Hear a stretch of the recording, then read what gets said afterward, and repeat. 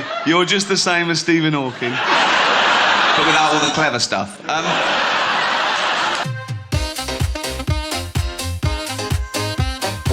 During a game on Jimmy Fallon's show, Ricky was given the word gerbil. Unfortunately for everyone involved, that immediately reminded him of a legendary celebrity rumor, and things got hilarious fast. Do they know what this next word is? I think so, yeah.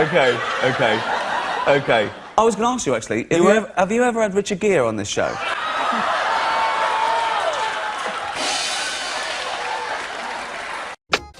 Ricky is the kind of guy who never filters his thoughts. Whether it's his stand-up or a massive award show, he's always ready to land a joke that hits a little too hard. Even Justin Bieber's manhood ended up caught in one of his classic roasts. Justin Bieber nearly had to take a paternity test. What a waste of a test that would have been. No. The only way that he could have impregnated a girl was if he'd borrowed one of Martha Stewart's old turkey basters. The moment Academy Awards where Will Smith slapped Chris Rock over a relatively mild joke had everyone asking the same question. What would have happened if Ricky had been hosting that night? People on Twitter, it was trending, people saying, oh, what would have happened if Ricky had been hosting it? And I said, nothing, because I wouldn't have made a joke about his wife's hair. I'd have made a joke about her boyfriend. Calling the original Office the UK version in front of Ricky was never going to end well. The moment he heard it, you could tell a comeback was coming, and it didn't disappoint. Of course, you play, in the UK version of The Office, play the boss. You say the UK version. Yeah. I call it the original. Yes, well done.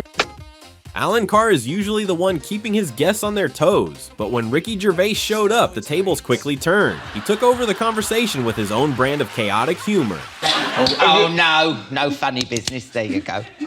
Not on this show. Oh, no, it's a joke.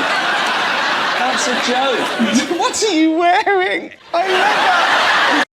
Please welcome the wickedly talented one and only Adele Dazeem.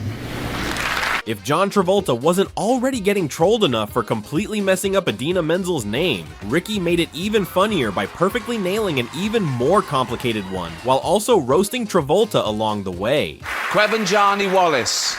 Annie. I've been practicing saying that last name, so I don't have a John Travolta moment.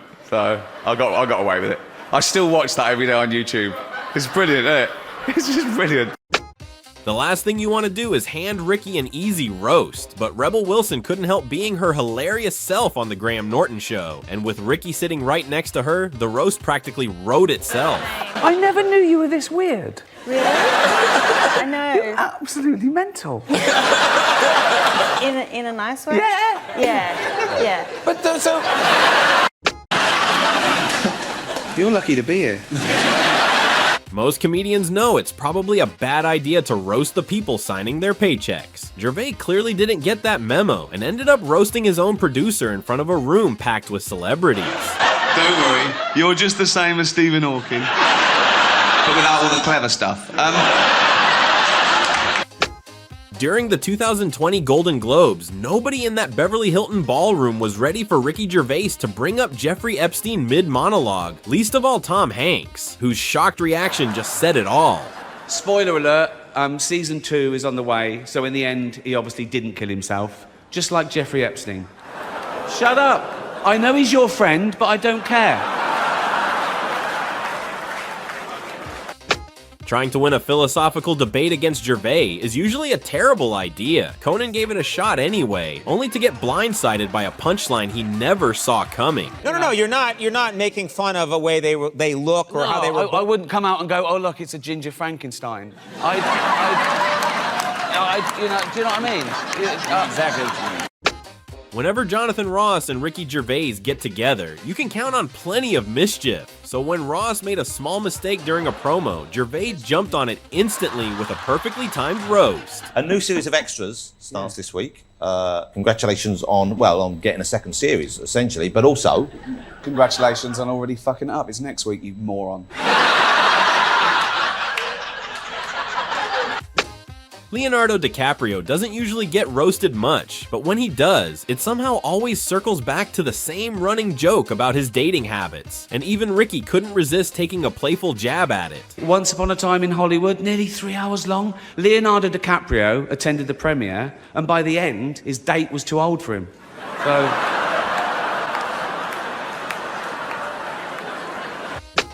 Most award show hosts spend their speeches hyping up fellow actors in their movies, but Ricky had other plans. He simply couldn't resist roasting the tourist every chance he got at the Golden Globes. Seems like everything this year was three-dimensional, except the characters in The Tourist. I feel bad about that joke. I'm jumping on the bandwagon, because I haven't even seen The Tourist. Who has? But no. If there's one thing Ricky loves, it's telling stories that make him look terrible. On Jimmy Fallon's show, he recalled how one alcohol-fueled night became an unforgettable nightmare for his girlfriend. What is the dumbest thing you've ever done while you were drunk? I weed on my girlfriend once. No, let me explain. Ricky! No.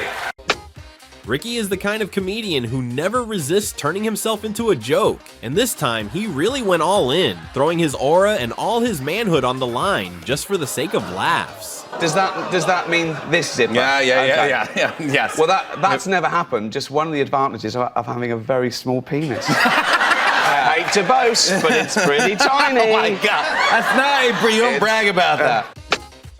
At the British Comedy Awards, Ricky began with a fairly normal acceptance speech, thanking his cast and crew, but being Ricky, it wasn't long before he started cracking jokes and roasting his own producer.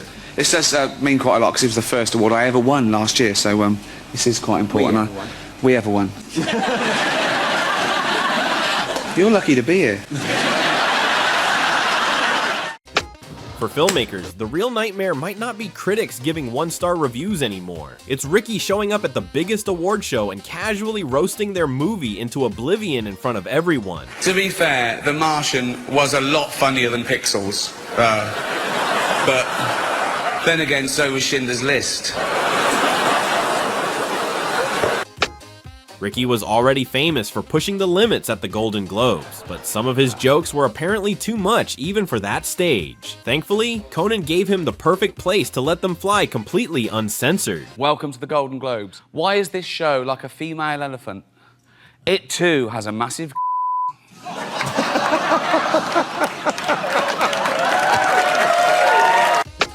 Long before Ricky Gervais turned the Golden Globes into a roast fest, he was accepting an award there himself. Even then, he couldn't resist getting a laugh. I'm not from these parts.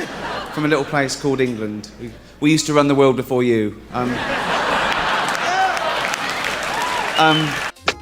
Most people use their acceptance speeches to shower their partner with praise and gratitude. Ricky, on the other hand, seems to treat them as another opportunity for some playful trolling. Jane, who's been with me for 30 years, although she hasn't really contributed to the career. No, do you know what I mean? It's like, if this is about me being a genius, she hasn't affected that.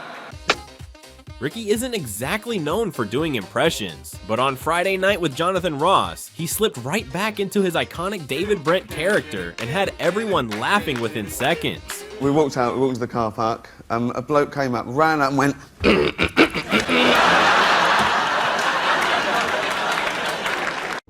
After years of roasting Tom Hanks, you'd think Ricky was his biggest critic. As it turns out, he's also one of his fastest movie experts. Name 3 Tom Hanks movies. Toy Story 1, 2, and 3. Whenever Ricky visits Jimmy Fallon, things tend to get ridiculous fast. A simple question about aging was all he needed to launch into one of the most outrageous jokes of the night. What is the worst thing about getting older? But you just name one thing, just one thing. You have to pick one. Pendulous testicles. They're getting